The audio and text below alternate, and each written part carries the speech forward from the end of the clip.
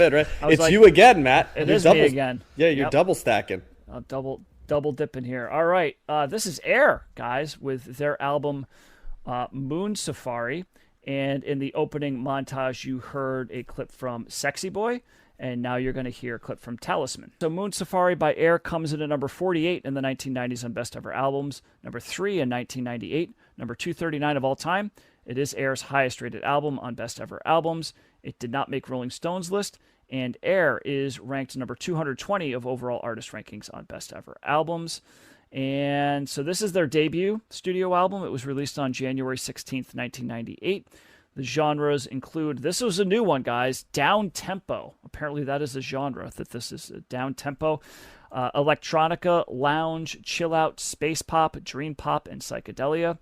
Artists that they were influenced by include The Cars, Burt Bacharach, Bob Dylan, Can, Noi, Stereolab, The Beatles, Velvet Underground, Brian Eno, Kraftwerk, New Order, Pink Floyd, Serge Gainsbourg, Rolling Stones, Susie and the Banshees, David Bowie, Iggy Pop, Grace Jones, and Sly and the Family Stone.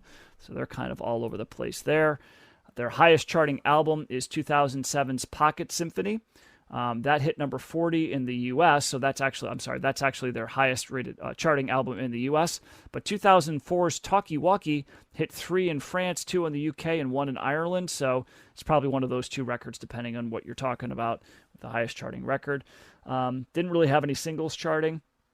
And history of the band, they were formed in 1995 by Nicolas Godin and Jean-Benoit Dunkel at the, l'École Nationale Supérieure d'Architecture in Versailles. So that was mostly like an architectural school, where Godin was studying architecture and Dunkel was studying math. Godin initially worked alone, recording demos with members of Funkadelic, which I found kind of interesting. So he's kind of experimenting, but they eventually come together and they start making remixes. They start off actually by making remixes for other acts before they started recording their own music. They did release an EP prior to this called Premier Symptôme in 1995. And they have given some conflicting information about whether their name Air is an acronym. I guess there was a clip in 2022 where Godin told the BBC that AIR is an acronym. I don't know if you have the same word in English, but it's Amour, Imagination, and Rêve, which Dunkel apparently said the same thing, as the interview cuts to a separately filmed portion where he says that means love, imagination, and dreaming. But in a 1998 interview for an Australian magazine, Godin reportedly denied that claim, saying that, no, someone made that up, but it was really a nice thing to do. I wish I could have had that idea. So who knows where they got their name from, I guess. There was a female singer on a couple of songs here. Her name is Beth Hirsch. She's actually an American singer-songwriter from Tampa who Godin heard on a demo tape, and he found out that she was going to be at a producer's house, and he went there specifically to meet her, and he asked her to contribute to this record. And she did. She agreed to it, obviously, and she wrote lyrics and the melodies for the songs All I Need and You Make It Easy. The song Kelly Watch the Stars was inspired by the Charlie's Angels character, Kelly Garrett, who was played by Jacqueline Smith. Basically, the reason they did that, they just thought essentially she was hot, and she was kind of the top of their list of hot women, and they said, let's write a song about Kelly. So that's the only lyric, Kelly Watch the Stars. So it's just inspired by Charlie's Angels. She is hot. Yeah. I mean, in fairness, yeah. Mm-hmm. So these guys have a connection with director Sofia Coppola. They did create the soundtrack to her film The Virgin Suicides in 2000. And that also included vocals by Phoenix's Thomas Mars, which was under the pseudonym Gordon Trax. So Phoenix is making. I think he actually ended up marrying Sofia Coppola. If we cover Phoenix, we might not get to Phoenix in a while, but I think that was like a late 2000s band. But maybe we'll talk about them. They also contributed a track to the Lost in Translation soundtrack called Alone in Kyoto. That was another Sofia Coppola film. And probably my favorite stat that I came across with Air was that they wrote and played the music of an album called 555 by an Anglo-French actress and singer by the name of Charlotte Gainsbourg, who you guys might have guessed is Serge Gainsbourg's daughter. Mm-hmm. That album was released in 2006. While Air contributed and wrote the music to the record, the lyrics were written by Jarvis Cocker from Pulp. It was also produced by Radiohead's producer Nigel Godrich. So I felt that was a really, you've got Air, you've got Radiohead, really. you've got Serge Gainsbourg, and you've got Pulp kind of all converging on one album. So I listened to a little bit of it. It's pretty good. Kind of sounds like an that doesn't deviate too much of the sound from this, but I thought that was kind of cool. And they have 6 albums. The most recent is 2012's Le Voyage dans la Lune. And but this is kind of the album that really people think of when they think of Air. So that's what I've got on the bio. We'll start with Josh this time. What did you think of Moon Safari? Yeah, this was an interesting one. This was like a total speed change listening to the album and like different mindset going into it. It's definitely like down tempo is apt name or subgenre for this band. It's got like, the first thing I wrote down was, well, this is like chill music, or like the opposite of trip hop in terms of like, you know, slowing down. It's kind of electronic. It's dreamy. Also, the other descriptor was like spacey. I feel like at times I was going on a cosmic journey, especially on a song like Kelly Watch the Stars. But they're also really tapping into like 70s like adult contemporary at times, or like almost like yacht rock, or like those types of bands like Seals and Croft and you know, all the bands that are like now being reappraised, I think, in some ways. You know, there's some Talisman, which is a good song that you chose, Matt, is like kind of like got this 70s soul funk feel to it, but it's all like very like slow and chill too. So when I say 70, it's not like up tempo 70s soul or funk.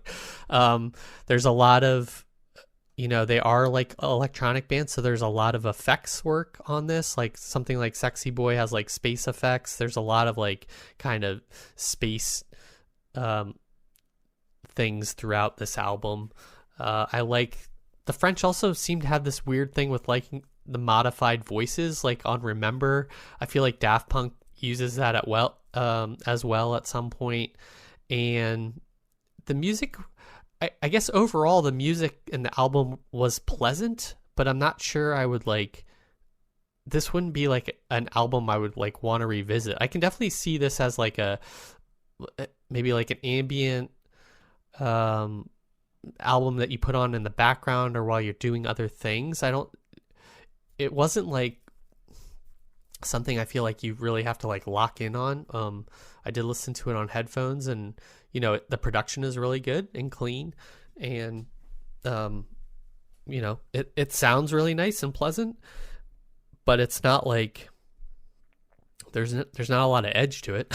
Like it's very like you know, almost like background dinner music at times. You know, it feels a little French at times too,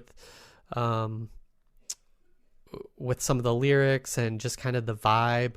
I did like what was her name? Beth Hirsch. Yeah, Beth Hirsch. I thought she brought an effective like kind of dream pop, like feminine feel to the songs. She had a nice voice. You know, it complements the music well.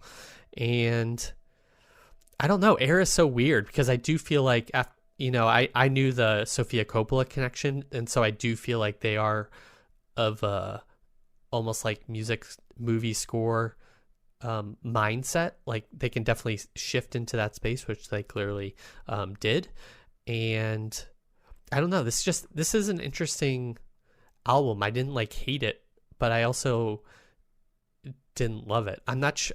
I also not sure, like, is there like hidden depths that I just like didn't pick up on, or is this like worth revisiting? I mean, I listened to it multiple times, but every time I was like, all right, this is pleasant, like it's good, like, but I don't know. You know, it's not like blowing my mind or anything. So like that's where I am with Air. Like Air, I appreciate it and value it, and you'll miss it when it's gone. So thumbs up. I apologize to John. You should have had the first take there. It's okay. I gave Josh double dips, but John, what do you think?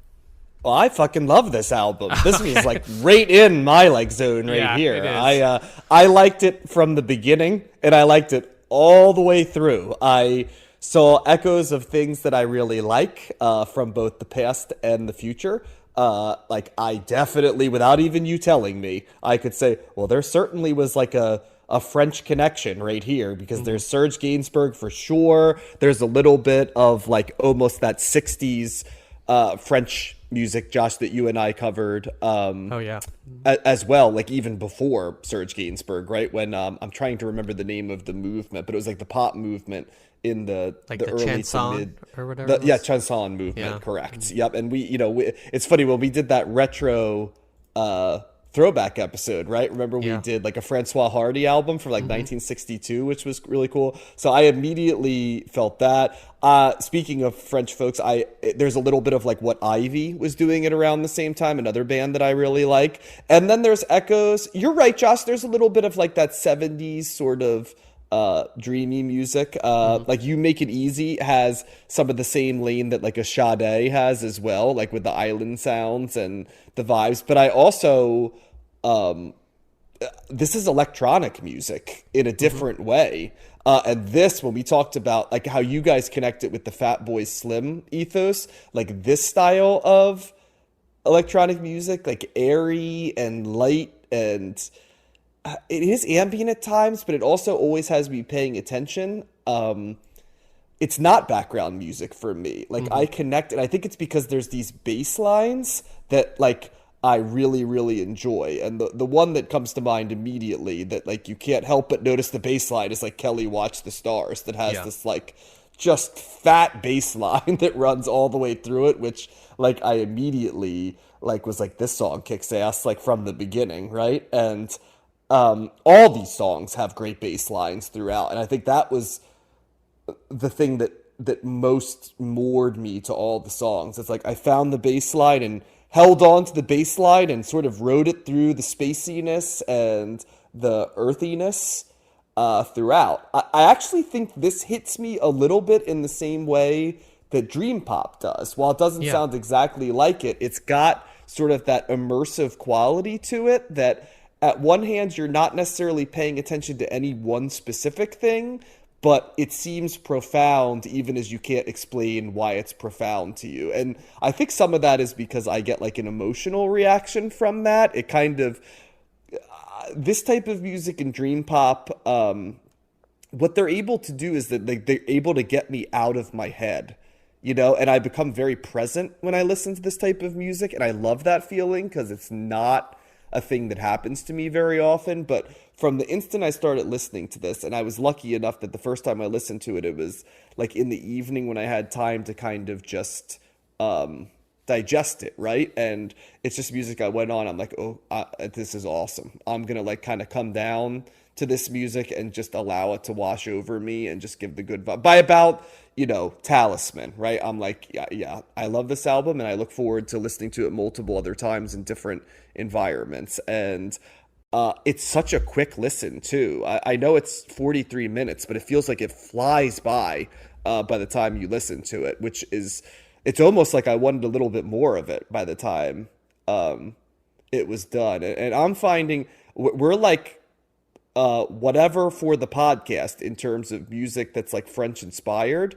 That I guess Daft Punk, right, would fall in that, and I was not a huge fan of the Daft Punk album, so maybe not like an entirely 100%, but that like vibe of the two Serge Gainsbourg, we did one with him with Jane Birkin, right, and then the Francois Hardy album, this album, knowing what I know about like a group like Ivy, right, which has like a French lead singer and stuff, there's just something about like the existential sort of like romantic quality of the sounds of sort of French drive music that really pulls me in. So maybe in another lifetime, right? Like I was of the culture, but I love this one. As I love the album version 2.0 by Garbage. And I would say this one was a co-headliner for me this week. That's how much I like this album. So strong thumbs up for me. And I also did not know what I was going to be getting into. I didn't know what Air was before I listened to it, but it didn't take me long to figure out that it was my type of album. So thumbs up. Yeah, the dream pop comparison, I definitely, or alignment definitely rings true for me, what you said.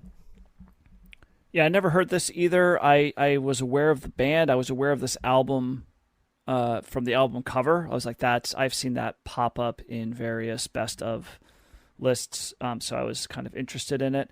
And I really like this one too. Actually, I'd co-sign. I thought with the three albums with Garbage, I would throw in Aquemini and this as just being like really great records. And Shakira was good too. It's just not as good, not as high as these three, but it's been a pretty good week for records albums this week. Yeah, agreed. I thought they were all good. Yep. Yeah. So I thought, man, it definitely dream pop is in here. There's definitely like a psychedelic. Like I found a song like the eighth track, Ce Matin La.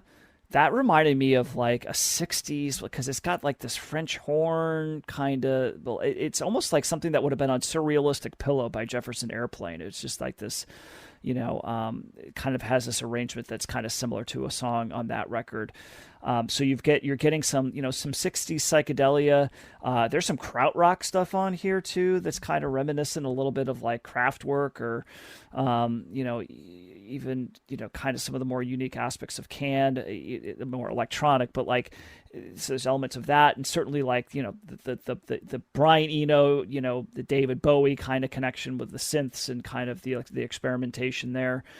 So they're drawing on a lot of different things, which I found interesting, and it's an easy listen, right? This is an easy album to kind of get lost in, and really kind of just let wash over you. I thought songs like Sexy Boy and Kelly Watch the Stars that are kind of a little bit more, I don't know if produce is the right word, but there's more it's more upbeat. It's maybe a louder sound rather than kind of more of like a tempered, more of a laid back vibe. They actually said Sexy Boys kind of like was a song that I think the group didn't really feel belonged on the record. I forget, somebody was kind of like pressuring them to put on it, maybe the label or whatever, but they were kind of like, it kind of sticks out. It doesn't really sound like the rest of the album, and actually I heard the words that people were kind of comparing that. It's almost like a Garbage type track on this record, because of the way that whatever that fuzzed out bass sound is something a little bit more produced, that something might have come out of a Garbage song. But I really like the song Talismans. I like the way that builds kind of from nothing. It's like this. It's one of those songs where they have like, there's an instrument playing and then they just throw a little bit of a bass line on it. Then they throw this other guitar part, and then it keeps building up different parts to like a fuller sound, which I really liked. That's the krautrock inspiration song for sure. The Talisman, yeah, I think so, yeah. Yeah, and I just think it's an easy listen. It's really, it's in some ways it's very simple, but it also, for me, it does so much as well, which I think is kind of, when you're able to do that, right, you just kind of take a simple idea and you just make it like this really fully formed, kind of interesting, sound that you can. I could listen to this in a variety of settings. Actually, I think it probably serves its best as a night album, but this, I could very easily listen to this in the middle of the day, in the car. I think that there's plenty of different environments in which you could really listen to this in. And yeah, it's a cool vibe, right? And it kind of does stand out. It's more of a unique sound at this time in the late 90s, which is interesting. And yeah, I just really liked it. So I'm more Team John here, but yeah, it makes sense, Josh. If it does have that little bit of that dream pop vibe, that's something that I remember you saying that wasn't something that you were terribly into. Also, trip hop, right? Like there's definitely, All I Need is definitely kind of like there's a trip hop vibe to it as well. So, which is another genre that I like. So good stuff. I would definitely, this, if we're asking ourselves, does listening to this record make you want to listen to more Air? The answer there is absolutely yes, it does. And I would be down for that. So yeah, thumbs up for me. Really enjoyed it. Thanks.